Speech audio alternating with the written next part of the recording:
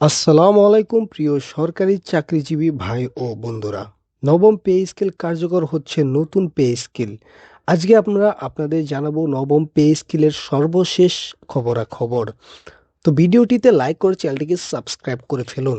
Report desk Bangladesh নবম জাতীয় pay scale নিয়ে সরাসরি সরকার গণমাধ্যম কর্মীদের যা এই খবরগুলো জানিয়েছে সেগুলোই আপনাদের সাথে তুলে ধরার চেষ্টা করব।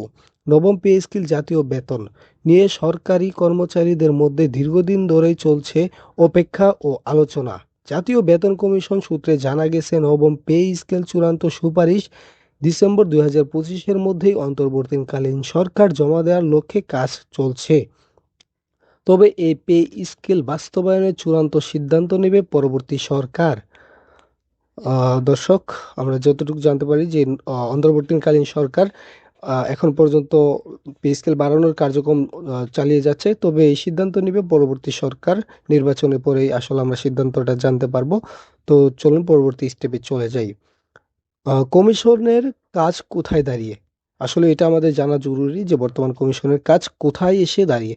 সংশ্লিষ্ট সূত্রে জানা যায় জাতীয় বেতন কমিশন সর্বশেষ বৈঠক গ্রেড চূড়ান্ত করার কথা থাকলেও বিশেষ পরিস্থিতির কারণে বৈঠকের কর্মসূচি বাস্তবায়ন তৈরি সম্ভাবনা রয়েছে। বর্তমান কমিশনের ভেতরে গ্রেড প্রকাশ 20টি রাখা হবে নাকি 14 থেকে 16টি রাখা হবে? বর্তমান গ্রেড যেগুলো রয়েছে 20টি রাখা হবে নাকি 14 থেকে 16টি রাখা হবে, সেটা নিয়ে এখন পর্যন্ত আলোচনা চলছে। তবে এর কোনো চূড়ান্ত গেজেট প্রকাশের সিদ্ধান্ত হয়নি এখন পর্যন্ত। কি কি পরিবর্তন হতে পারে বা প্রস্তাবনায় কি কি রয়েছে?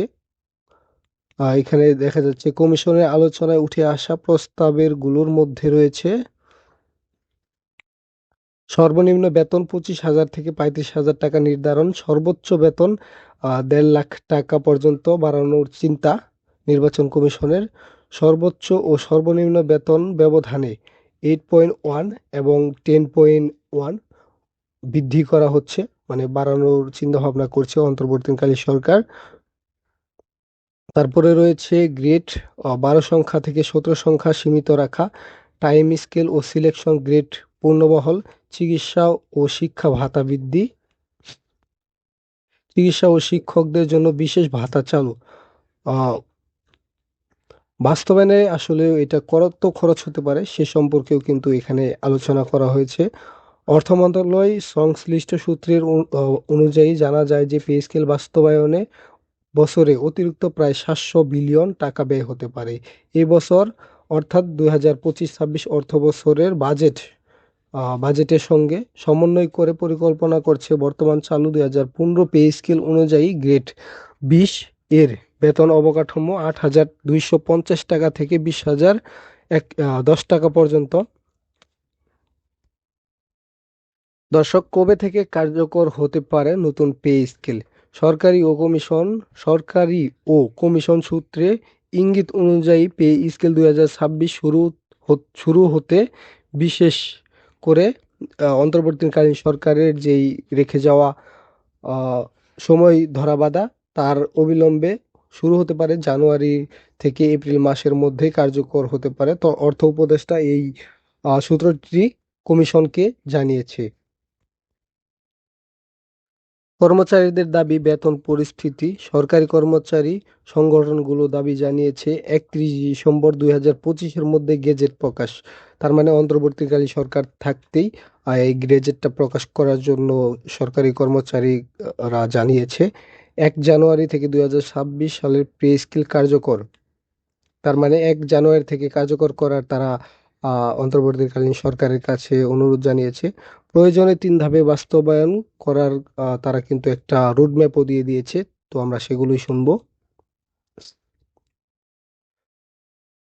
তবে যাই হোক, এখানে অন্তর্বর্তীকালীন সরকার আসলে যেভাবে সরকারি চাকরিজীবীদের জন্য কাজ করে যাচ্ছে সেটা আসলে অতুলনীয়। তবে তিনি চান যে এই আহ, সংশোধনীয় যে বিষয়টা রয়েছে সেটা তুলে দিবে নতুন সরকারের কাছে।